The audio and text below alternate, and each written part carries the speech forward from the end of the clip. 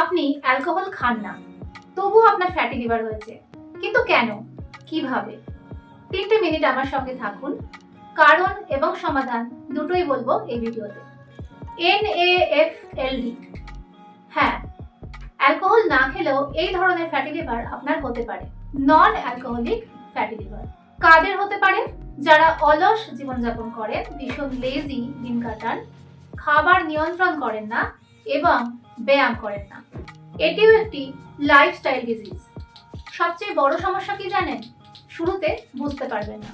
ক্লান্তি, পেট ব্যথা, পেট ভার, খিদে কমে যাওয়া, হজমের সমস্যা, এইগুলো যদি টের পান তাহলে কিন্তু সাবধান হয়ে যান।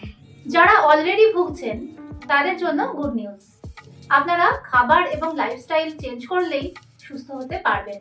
অতিরিক্ত চিনি খাওয়া বন্ধ করতে হবে, কারণ এক্সট্রা চিনি ফ্যাটে পরিণত হয়ে আপনার লিভারে জমা হচ্ছে।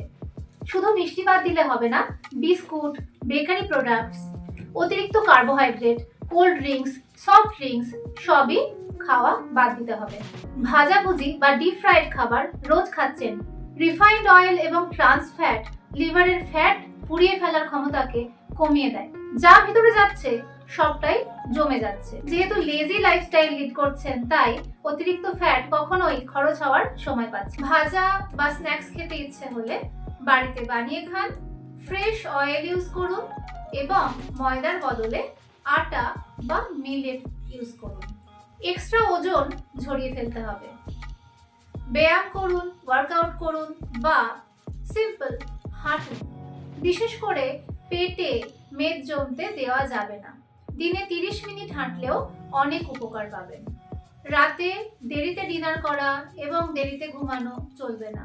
রাতের খাবার খান 8টার মধ্যে এবং চেষ্টা করুন 10টার মধ্যে ঘুমাতে যাওয়ার।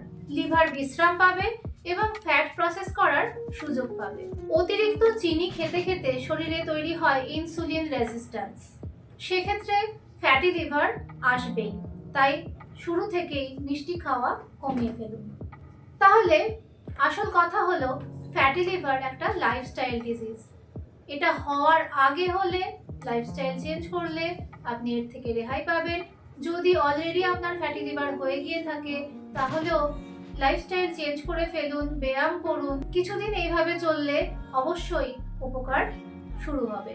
ভিডিওটা শেয়ার করে দেবেন, নিশ্চয়ই কারোর কাজে লেগে যাবে। লাইক এবং সাবস্ক্রাইব করে রাখবেন। নমস্কার।